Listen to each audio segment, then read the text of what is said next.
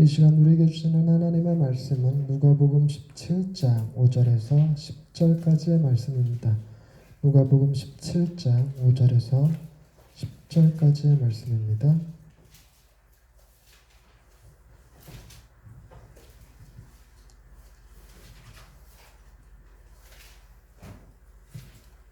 누가복음 17장 5절에서 10절까지의 말씀, 하나님의 말씀을 경청하십시오.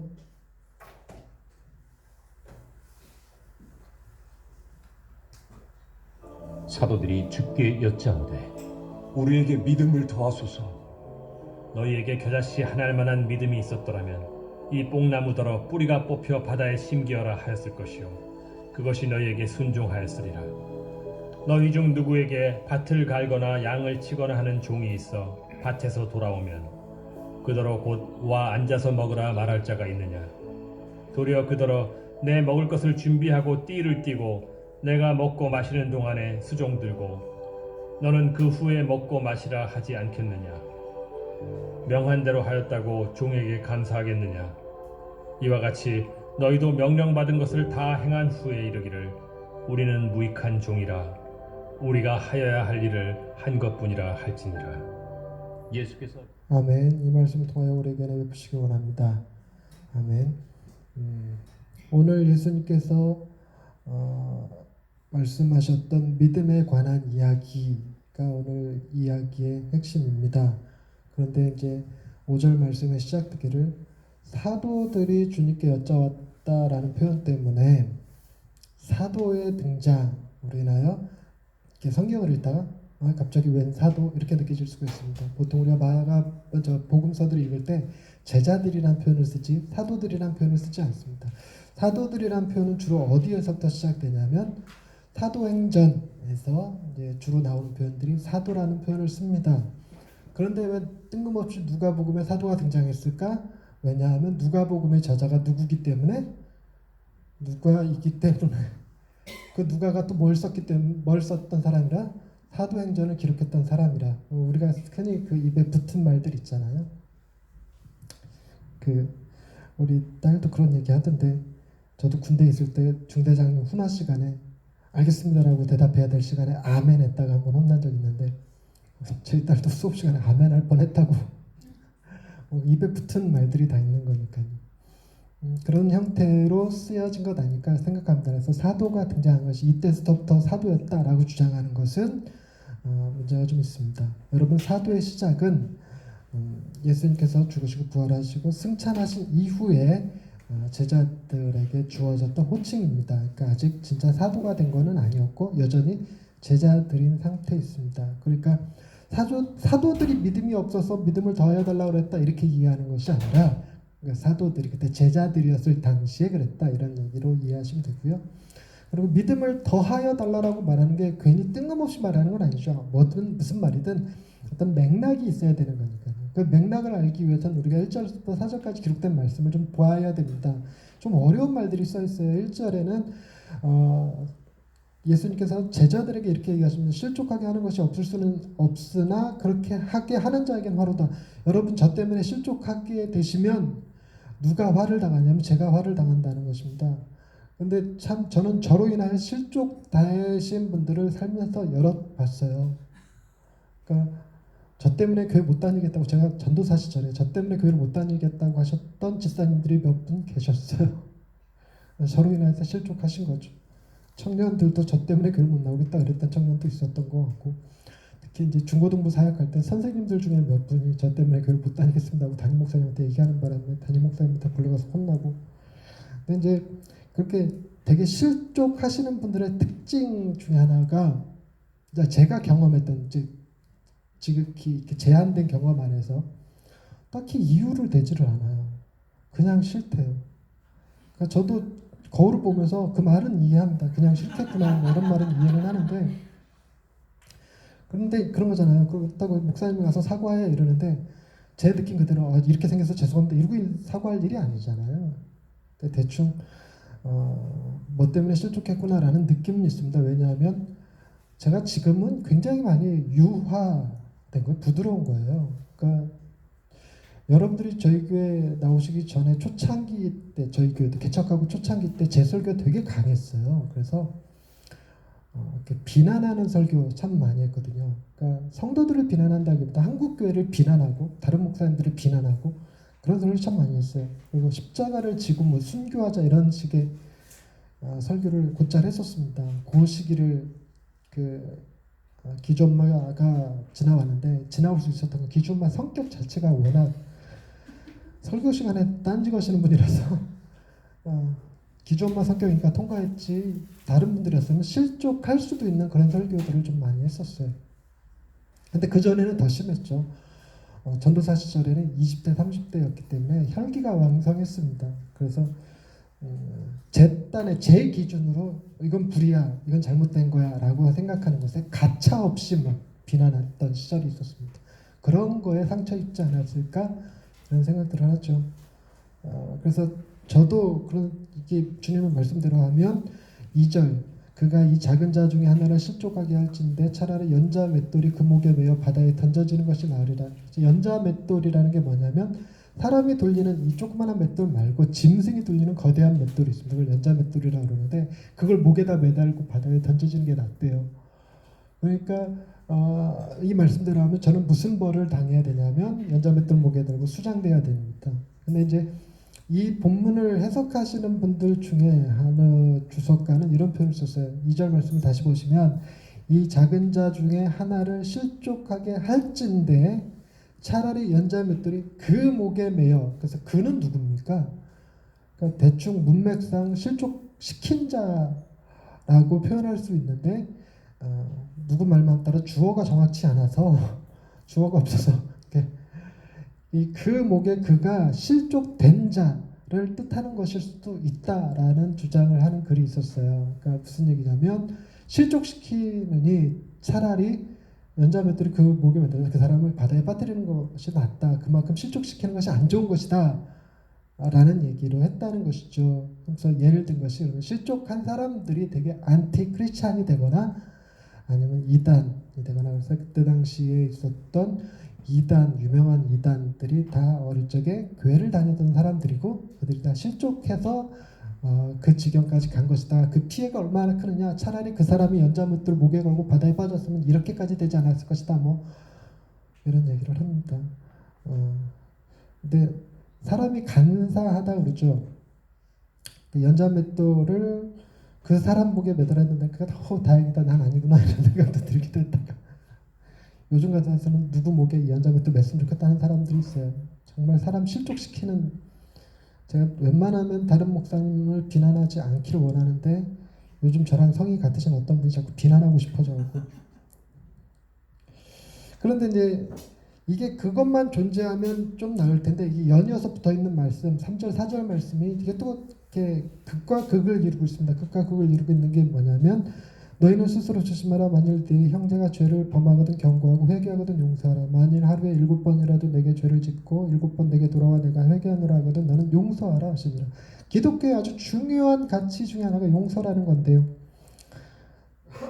이번 두 개로 갈라져서 싸우는 대한민국 한국 상황 속에서 기독교가 굉장히 욕을 먹고 있습니다. 댓글들 중에서 굉장히 욕을 먹고 있는데 그 댓글들 중에서 마음이 아픈 건 뭐냐면 왜 저런 사람들을 그냥 두느냐 하는 글에 댓글이 뭐 그런 거가 있어요.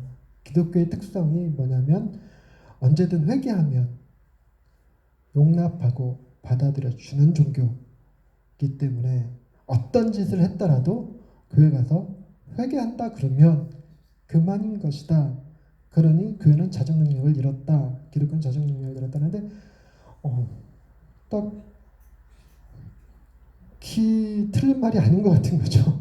기분은 나쁜데 여러분 정말 연자맷돌을 그 목에다 매달고 빠뜨리고 싶지만 뭐 할 기회를 줘야 되냐면 회개할 기회를 줘야 되고 회개하면 용서해야 되고 그리고 회개하지 않았다고 해서 우리가 그를 정죄할 수 있는 것 또한 아니라는 사실입니다.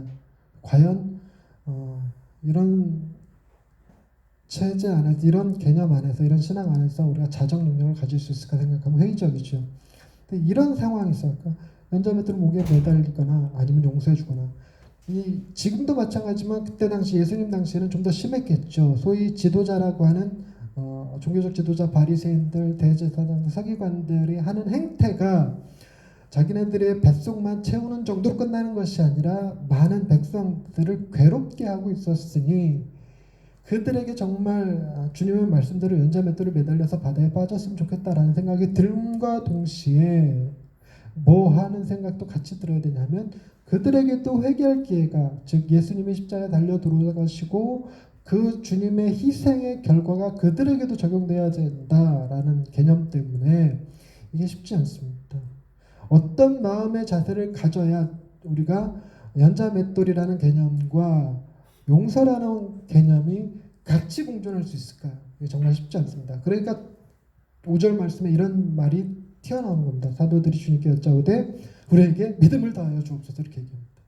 그러니까 제자들이 주님의 말씀을 듣고 느낀 게 뭐냐면 이 일, 연자맷돌을 매달고 싶은 마음과 용서해줘야 되는 마음과 이런 것들이 같이 내 안에서 충돌 없이 그리고 적절하게 지혜롭게 잘 적용되기 위해서는 우리에게 뭔가 좀 더 큰 믿음이 있어야 될 것 같다라는 생각을 했다라는 거죠. 그래서 믿음을 다해야 달라고 말했는데 공교롭게도 주님이 하신 대답은 겨자씨 한 알이었습니다. 여러분 겨자씨라는 것이 씨들 중에 제일 작다라고 얘기합니다.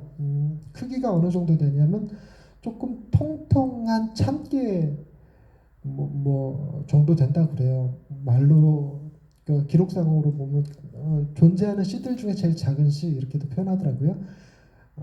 근데 그 겨자씨의 특징이 뭐냐면 그렇게 작은 씨인데도 불구하고 심겨지면 나무라는 표현이 어울릴 만큼 크게 자란다 그래요. 그러니까 크게 자란다라고 얘기를 합니다. 근데 주님께서 말씀하시기를 이 겨자씨 한 알만한 믿음만 있었더라도 이 뽕나무들어 뿌리가 뽑혀 바다에 심겨라였을 것이고 그것이 너희에게 순종하였으리라 라는 얘기를 하는데 여러분 뽕나무 아시죠? 그 뽕나무는 우리나라 뽕나무는 좀처럼 사람이 올라가서 놀기에 적합하지 않아 보이는데 이스라엘에 가거나 뭐 유럽 아랍 쪽에 이렇게 가면 뽕나무가 정말 거대한 뽕나무들이 많대요. 그래서 사람들이 올라가서 거기서 오두막이라도 지을 수, 나무 위에 집이라도 지을 수 있을 정도라고 하는데 그런 뽕나무들을 명해서 바다에 심겨져라. 여러분 나무가 바다에 심겨지면 살아요, 죽어요? 짠물에 심겨지면 죽어요, 살아요? 죽잖아요. 여러분 뽕나무가 바다에 심겨졌는데 살 거라고 기대하십니까? 저는 안 그래요. 좀 죽지 않을까 이런 생각을 합니다. 그럼 달리 얘기하면 뽕나무더러 너 죽고 자살해 뭐 이렇게 표현한 건데 그럼 그 자살해라는 말에 순종했다? 그것도 좀 웃기는 표현이긴 하죠. 근데 조금 힌트를 뭔가 조금 우회적으로 해석한다 그러면 우리는 바다, 강, 호수가 각각 다른 언어로 되어 있는데 이스라엘에서는 한 단어로 그냥 통칭해서 씁니다. 그래서 갈릴리를 뭐라고 부르느냐? 바다라고도 하고 호수라고도 합니다. 제가 그래서 이스라엘 성지순례 갔을 때 갈릴리에서 제일 해보고 싶었던 게 맛보는 거였어요. 맛. 그래서 가서 맛봤어요. 맛봤는데 맛 들을 게 없어요. 썩은 물 같은 느낌이 들기는 합니다. 하지만 어쨌든 짠 맛은 아니었어요. 근데 왜 바다라고 불렀는가? 거대합니다. 이쪽 끝에서 저쪽 끝이 안 보이니까 이거 바다 같다라는 느낌이 들기도 해서 뭐 이걸 갈릴리 바다라고 해서 뭐 문제 되겠나 싶기도 해요. 태풍 사실 거기에 파도가 크게 일기도 하고 배가 전복되기도 하고 호수에서 배가 전복됐다는 게 쉬운 일은 아닌데 거기는 그런 일이 벌어지니까 바다라고도 할 만하겠다 싶은 생각이 들기는 합니다. 그러니까 어쩌면 예수님께서 말씀하셨던 이것은 뽕나무가 옮겨지는 것, 스스로 옮겨지는 일에 대한 얘기지 뽕나무들어 죽으라고 한 얘기는 아니다라고 이해할 수도 있습니다.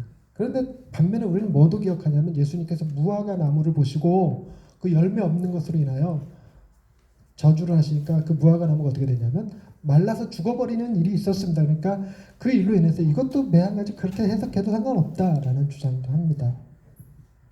그런데 여기서 이 겨자씨 한 알만한 믿음이 이 일을 행하였다. 마태복음의 표현에 의하면 이건 다른 단어로 산이라는 단어로 산더러 옮겨지라 할 때로 삶도 순종하였을 것이다 이렇게 얘기를 합니다.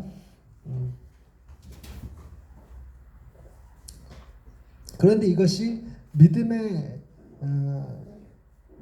가늠자처럼 사용되어지면 조금 곤란하죠. 여러분 제가 이 앞에 있는 나무를 명해서 1m 가량 옮겨지게 할 수 있을까요? 1m가량 옮겨지게. 1m는커녕 1cm도 못할 겁니다. 그럼 제게 겨자씨 하나일 만한 믿음이 있는 겁니까? 없는 겁니까? 여러분들이 이 말씀을 딱 읽고 나서 우리 목사님 얼마나 믿음이 있는지 테스트해보자 그래갖고 한다면 과연 그런 일이 벌어질까? 여러분, 저는 그런 믿음이 없습니다. 그런데 여러분 잘 생각하셔야 될 것 중에 하나가 뭐냐면, 뽕나무들을 명해서 바다에 옮겨져라, 혹은 산을 명해서 바다에 옮겨져라 그러면 우리는 그걸 믿음이라고 표현하는 것이 적합한 것 같습니까? 능력이라고 표현해야 적합할 것 같습니까? 능력에 더 적합한 표현이죠. 극단적인, 예수님이 어떤 비유를 드실 때 다소 극단적인 표현을 쓴다고 그랬는데, 이건 극단적인 거고, 쉽게는 제가 안수해서 병을 고친다든가 하는 거. 오늘도 이정희 권사님이 자전거를 타시다가 넘어지셔서 다리를 좀 다치셨어요. 다리를 조금 불편하게 걸으세요.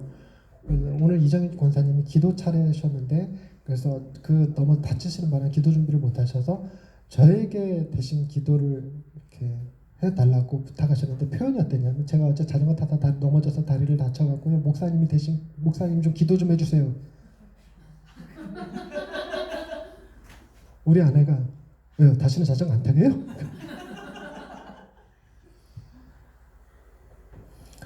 이렇게 능력이라는 면에서 능력이 없는 목사인데요. 근데 본문 말씀을 그런 식으로 해석하는 것에 대해서 제가 좀 반감이 있습니다. 이렇게 사람이 자기 방어적이라고 그러죠. 제게 그런 능력이 없으니까 이게 그 뜻이 아닐까? 이렇게 들여다보는 경향이 있는데, 저 역시 그런 경향이 있어요. 근데 저는 단순히 그런 경향만 있는 것이 아니라 자기 기만이라고 그러죠. 저는 제 해석이 이게 맞다라고 생각하는, 옳다라고 생각하는 것까지 있으니까 이런 사람이 무서워요. 지는 못하는데 지가 할 수 있는 방향으로 성경을 해석해버리는 거, 그런 거. 근데 저도 그런 게 있습니다. 여러분들이 맞는 말인지 틀린 말인지 보시면 아시겠지만 이런 겁니다. 여러분, 겨자씨 한 알이라고 하는 것이 크기로 봤을 때 극단적 표현, 제일 작은 것에 대한 이야기입니다. 우리나라식으로 표현하면 뭘로 바꿀까요? 작은 거로 표현할 때 벼룩의 간 정도 되니까. 저희 집 분위기는 코딱지 써요. 맨날 코딱지만한 게 이런 표현을 썼는데요. 코딱지랑 겨자씨 하나라는 것이 크기라는 면에서 볼 때 관용적으로 같은 표현이라고 볼 수 있습니다. 같은 표현.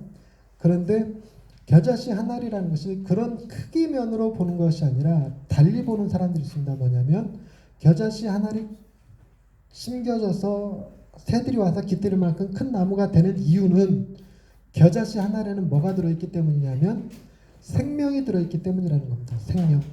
그래서 이 겨자씨 한 알이라고 주님께서 말씀하셨을 때 이때 가지는 믿음의 특징은 뭐냐면, 믿음이란 큰 거, 작은 거, 강한 거, 약한 거의 문제가 아니라 살아있는 거, 죽어있는 거의 문제라는 겁니다. 살아있는 믿음을 가질 것이냐, 죽은 믿음을 가질 것이냐라는 거죠. 야고보서에 나오는 죽은 믿음은, 그러니까 행함이 없는 믿음은 죽은 믿음이다라고 말할 때 그 죽은 믿음이 등장하는데, 여러분, 겨자씨 한 알은 살아있는 믿음, 즉 니들에게 믿음이 진정 살아있다면 그것의 크기는 문제되지 않는다라는 식의 이야기를 하셨다라고 해석하는 주석가들도, 신학자들도 있더라고요. 근데 그 다음 말씀을 보면 이게 끊긴 것이 아니라 계속 이어져서 나오는 말이 뭐냐면, 이 겨자씨 한 알만한 믿음을 얘기하시고 비유를 들어서 설명하시는 것이 종에 관한 이야기로 비유를 들었습니다. 7절 말씀, 8절 말씀을 보시면, 너희 중 누구에게 밭을 갈거나 양을 치거나 하는 종이 있어 밭에서 돌아오면 그대로 곧 와 앉아서 먹으라 말할 자가 있느냐? 있다? 없다? 그렇게 말할 자가 없다라는 거죠. 7절 너희 중에, 아니 8절 도리어 그대로 내 먹을 것을 준비하고 띠를 띠고 내가 먹고 마시는 동안에 수종 들고 너는 그 후에 먹고 마시라 하지 않겠느냐? 그럴 것이다 라는 얘기죠. 9절 말씀, 명한 대로 하였다고 종에게 감사하겠느냐? 그건 역시 아니라는 것입니다. 네, 이 종에 관한 이야기를 하는 건데요. 결론적으로는 10절 말씀입니다. 10절 말씀은 오늘 설교 제목이기도 한데 한 목소리로 같이 읽읍시다. 시작. 이와 같이 너희도 명령 받은 것을 다 행한 후에 이르기를 우리는 무익한 종이라 우리가 하여야 할 일을 한 것뿐이라 할지니라. 아멘. 종이 나가서 밭을 갈고 양을 치고 들어와서 먹을 것을 준비하고 먹고 마시는 동안 수종 들고 하는 모든 일들이 뭐 했기 때문에 되어진 일이냐면 명령했기 때문에 행한 일이라는 거예요. 그러니까 명령 받은 것을 행한 거죠. 명령 받은 것을. 그러니까 뽕나무더러 뿌리가 뽑혀서 바다에 가서 심겨져라 라고 하는 말이 무엇에 의한 행동이어야 되냐면 명령에 의한 행동이어야 한다는 것입니다. 달리 얘기하자면 예수님이 제자에게 말하기를 야 A 제자야 너 저 뽕나무에게 뿌리가 뽑혀서 바다에 심겨지라고 명령하거라 얘기하거라 라고 하면 이 명령을 부여받았습니다. 그럼 이 제자가 가서 뽕나무야 우리 주님이 그러시는데 너 뿌리가 뽑혀서 바다에 심겨지래 라고 말하는 겁니다. 그러면 뽕나무가 바다로 갈까요 안 갈까요? 가겠죠. 여러분 안 가요 그랬었나 누가? 안 간다고 생각할 수도 있어요. 저 조카가 예전에 6살 7살 그때였을 것 같은데 교회 가서 배워왔던 찬양이 그거였어요. 아 뜨거워 아 뜨거워 아 뜨거워 주님의 사랑 그러나 태양이 더 뜨거워 이러고 노래를 부르더라고요. 그 크신 사랑 태양보다 더 뜨거워 원래 가사가 이럽니다. 그런데도 불구하고 자기 기준에 의하면 그래도 태양이 더 뜨겁죠. 어떻게 태양보다 더 뜨거우니까 그러나 태양이 더 뜨거워 이렇게 찬양을 하더라고요. 그럴 수 있습니다. 믿음이 다른가? 저는 분명하게 믿는 것은 그겁니다.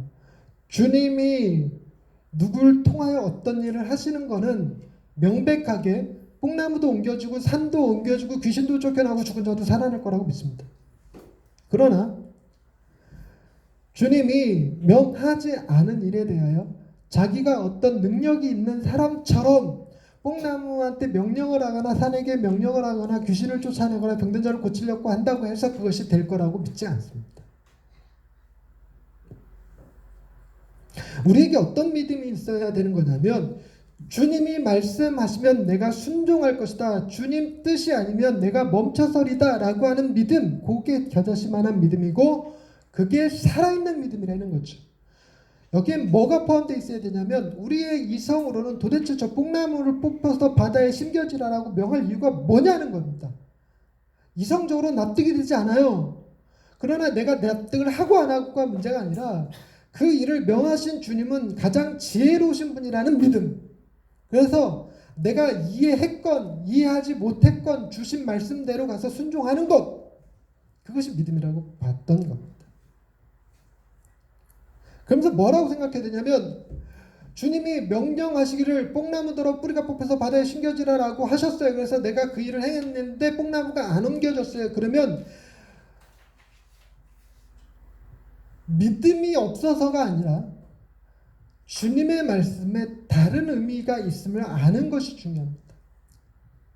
구약에 실제로 나와 있는 예가 하나 있죠. 그게 뭐냐면 요나에게 명령하시기를 니느웨로 가서 심판을 명하라 했습니다. 그런데 니느웨로 가서 심판을 명했더니 니느웨가 심판받은 게 아니라 오히려 회개했고 하나님은 그들을 용서하셨어요. 이게 선지자가 갖는 가장 민망한 게 뭐냐면 내가 하나님의 말씀을 메시지를 대언했는데 대언하는 것에 정반대의 결과가 일어나는 것. 이거 정말 민망하거든요. 그럼에도 불구하고 하나님의 말씀이 잘못됐다라고 판단하는 것이 아니라 이것은 하나님의 말씀을 내가 온전히 이해하지 못한 것이다. 하나님의 숨은 뜻이 있는 것이다 라고 생각하는 게 옳아요.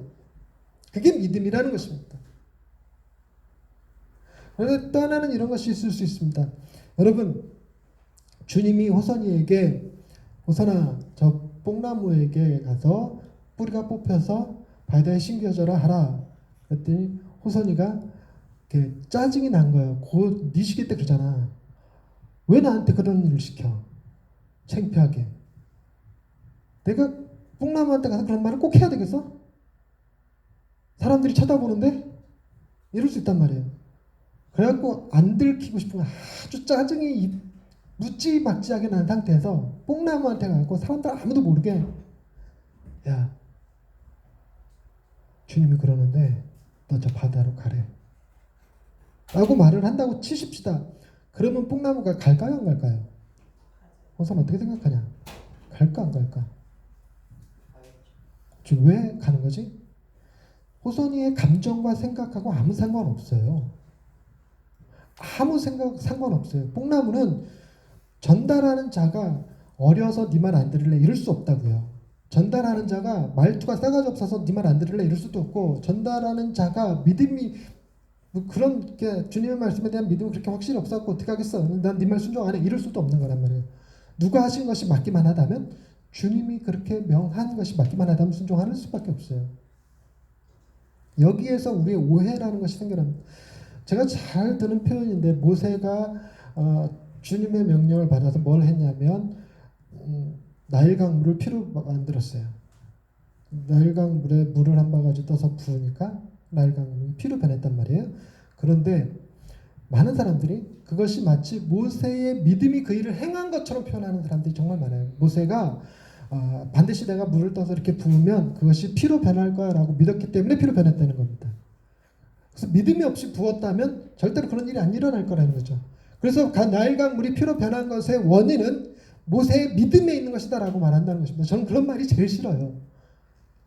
모세의 믿음에 의한 것이 아니라 하나님의 말씀에 의해서 변화되는 거죠. 하나님의 말씀에 의해서. 그래서 모세가 내가 이거 한다고 변하겠어? 라고 의심하면서 부었어도 변해요. 그것이 믿음이라는, 살아있는 믿음이라는 건 내 믿음의 크기, 내 생각이나 느낌의 문제가 아니라 이 일을 명하신 이가 누구시냐라는 것에 대한 믿음이 중요하다는 거죠. 근데 주님이 경고하시는 본문의 내용은 뭐냐면, 제가 만약에 이정희 권사님 다리를 위해서 기도해드렸더니 이정희 권사님 다음날 바로 다리가 나와서 막 간증을 올라와서 간증을 하시고, 막 산이 옮겨졌고 뭐 뽕나무가 옮겨졌고 돌 갖다가 기도해서 안수해서 기도했더니 금덩어리 변하고 막 이런 일이 일어나면 제가 무익한 종입니까? 유익한 종입니까? 권사님 당연히 저는 유익한 종이죠, 그죠? 우리 목사님 같이 능력 있으신 분이 없어. 불의 사자야 막 그래가면서. 그럼 저 스스로는 어떻게 생각할까요? 내가 제일 잘났다고 생각해요. 내가 제일 잘났다고. 내가 제일 잘 나가 뭐 그런 거 했을 겁니다. 우리의 믿음은 내 자신을 무익한 종임을 깨닫는 데 있어야 돼요. 뭐 할 때 깨달을 수 있냐면, 내가 뽕나무들어 바다에 옮겨지라 얘기할 때 과연 나를 이게 이루어질까라고 하는데 실제로 이루어지면, 난 정말 별거 없는 사람이구나. 하나님이 대단하신 분이구나. 나는 그저 심부름꾼에 불과하구나. 나는 그저 한낱 종에 불과하구나 라는 인식, 그 인식을 가질 때 나는 그저 무익한 종이야. 시킨 대로 했을 뿐이야. 시킨 대로 했더니 나를 통해서 어마어마한 일이 벌어졌다고 하나님이 나한테 이걸 감사할 일도 아니고, 이거 했다고 하나님이 나한테 칭찬할 일도 아니고, 도리어 내가 하나님 앞에 나는 무익한 종입니다. 내가 해야 할 일을 했을 뿐입니다 라고 대답하는 것이 믿음이다. 우리에게 이런 믿음이 잘 없다는 거예요. 우리는 뭔가 좀 해갖고 기도해서 응답받으면 그 일로 인해서 교만이 극대화돼서 자기가 무슨 대단한 사람인 것처럼 여겨진다는 것입니다. 근데 더 큰 문제는 여기까지만 해도 다행인데, 요거보다 한 단계 더 나아간 게 뭐냐면, 주님이 명하시지 않았는데 주님의 이름으로 가서 명하면 그걸 두고 뭐라고 부르냐면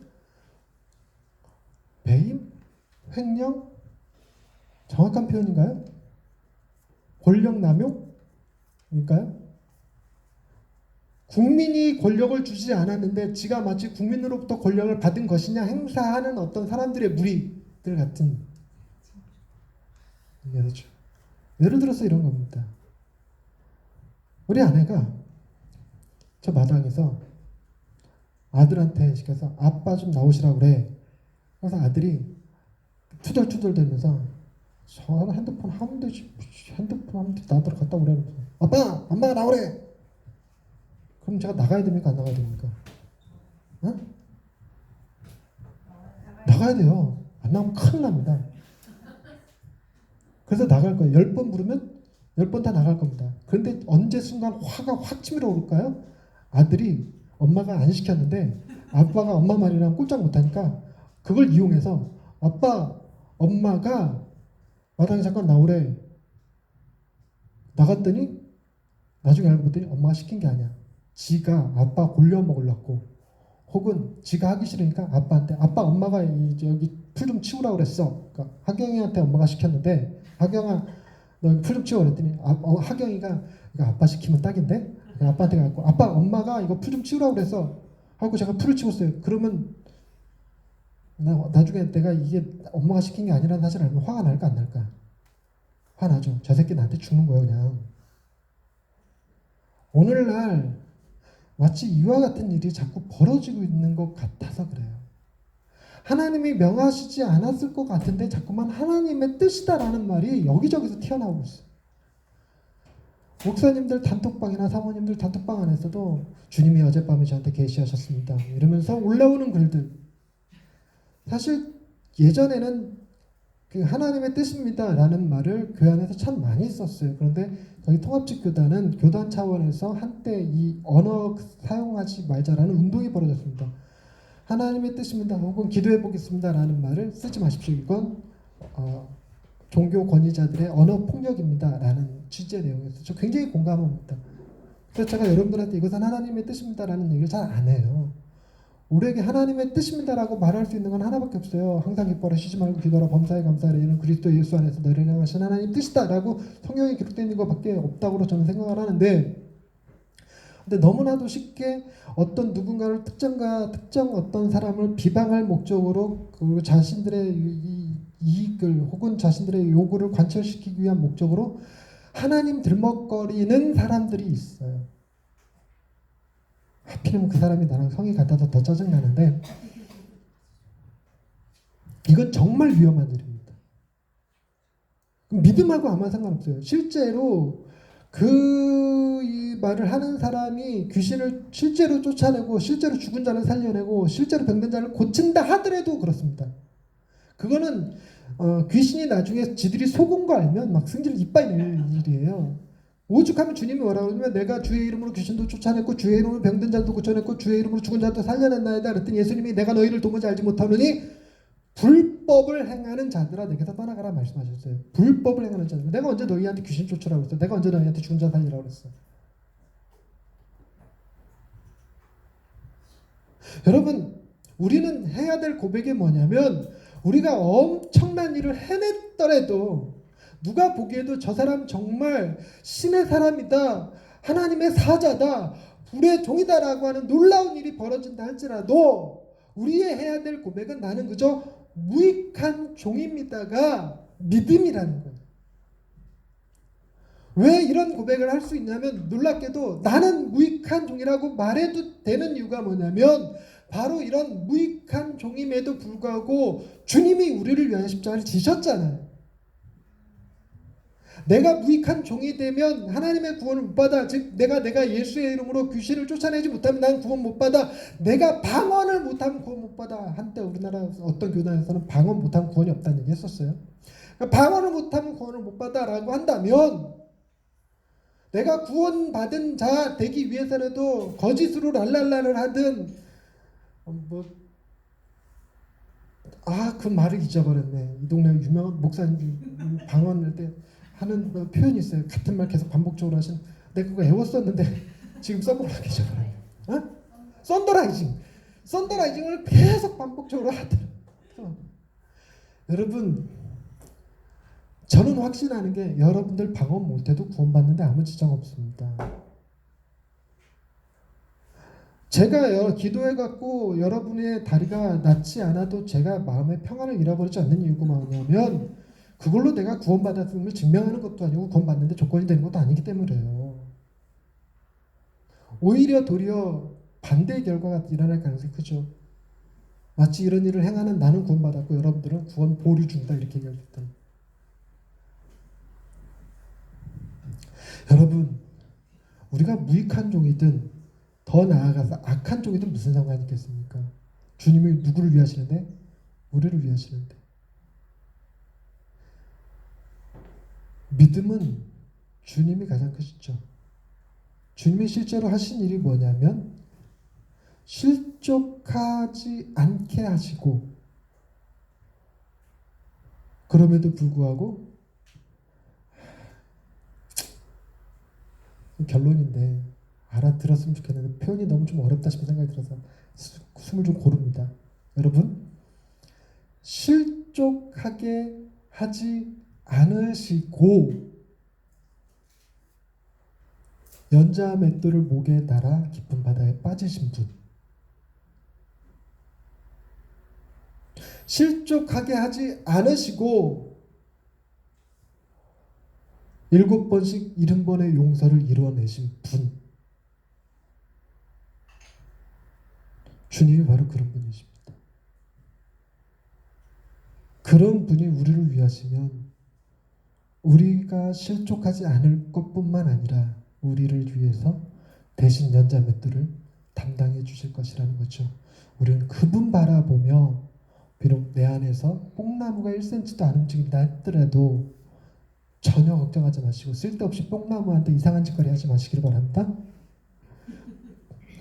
뽕나무가 문제가 아니라 우리를 사랑하시는 주님의 메시지가 더 중요하다고 믿으실 수 있길 바랍니다. 기도하십시다. 하나님, 우리는 뽕나무를 옮길 능력이 없습니다. 심지어 화분 하나 옮기는데도 힘도 부족합니다.